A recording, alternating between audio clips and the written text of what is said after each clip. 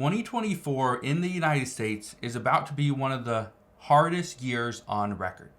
We have so many different issues, so many conflicts, both here in the United States and abroad, that are bringing us into the possibility of a war. Now, I've received so many comments, so many questions from people over the past few days, simply asking, why are we so concerned with what is happening around the world? Well, what is happening around the world is going to play a major role as to what happens here in the United States because it's an election year. This is a concern. Now, I'm going to break down all this in just a moment, but just understand 2024 is going to be a tough year for every single one of us. And I'll explain why in just a moment. All I ask is one thing. It takes 2 seconds. Go ahead and hit that like button if you enjoy these daily updates. And now let's begin.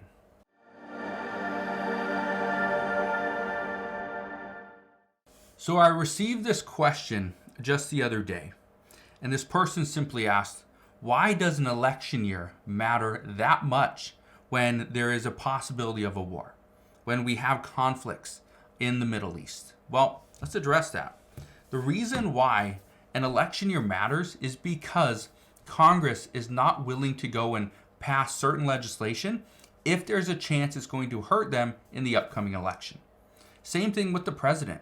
Why would President Biden sign a bill or veto a bill when this could hurt his chances of winning a second term in office?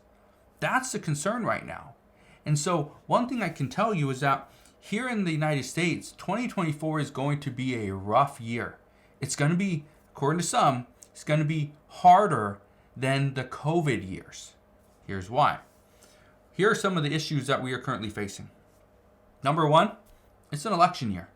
An election year means there's a high possibility that we see no legislation from Congress. We see no benefits to the American people.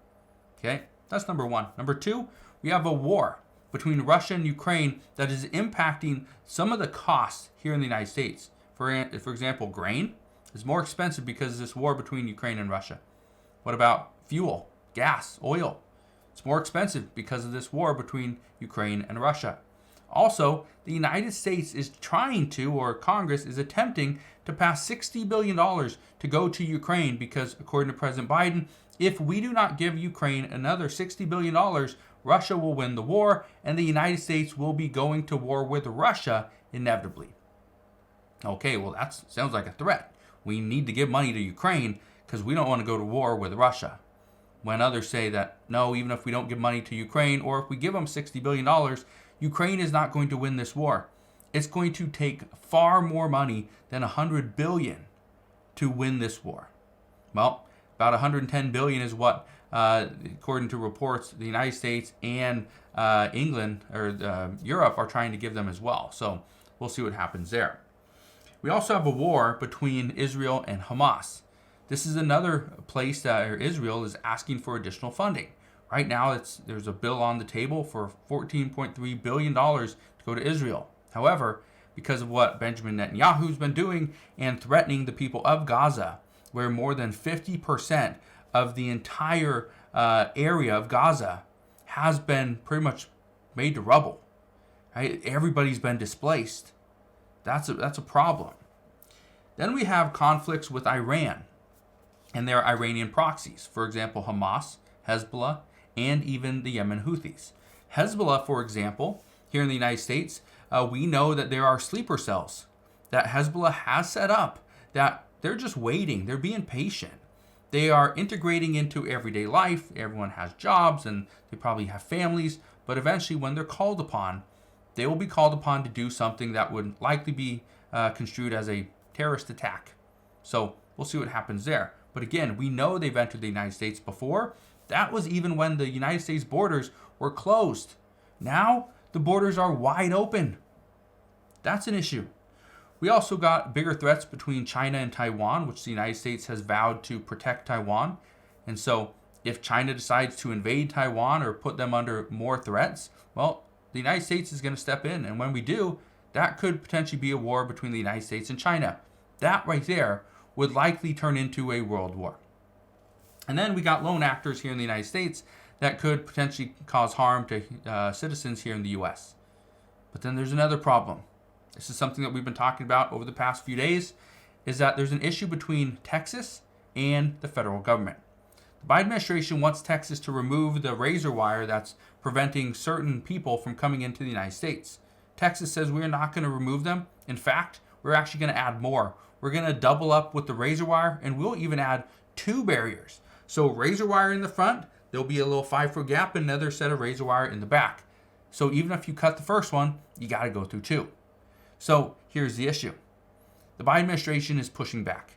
Democrats want the Biden administration to federalize the National Guard. They can do that. That is a possibility. But some say if they do that, that would turn into an even bigger crisis, because even though they're going to federalize the National Guard from Texas, other states are going to send their National Guard. Other states are going to help out. Some state governors have already said they're willing to send additional razor wire if Texas needs more. They will also send any troops that they can, because again, this is turning into a massive crisis. One of the reasons why 2024 is going to get worse before it ever gets better is because that is the way they want it to be. If things go from bad to worse, who's it going to get better for? Republicans or Democrats? Well, depends who you listen to. If you think, okay, we're going to have this massive run on the U.S. border and all these illegal immigrants coming into the United States, this is going to help us, guess what? It's not. It's going to cause more issues. If you look at the different airports, for instance, in Chicago's O'Hare Airport, they have sheets, big black sheets that are lining the airport where you cannot go past it. And there are signs that say if you go past this, okay, you are breaking the law and you could go to jail. So what is behind those big black sheets are illegal immigrants. There's too many people that they cannot house them in shelters. Okay, and I think Chicago has like 27 shelters or something like that. Could be wrong, don't quote me on that, but I believe there's like 27 shelters in Chicago. Well, they're already full. So guess what's happening? Buses are sitting outside. And again, because it's not warm in Chicago.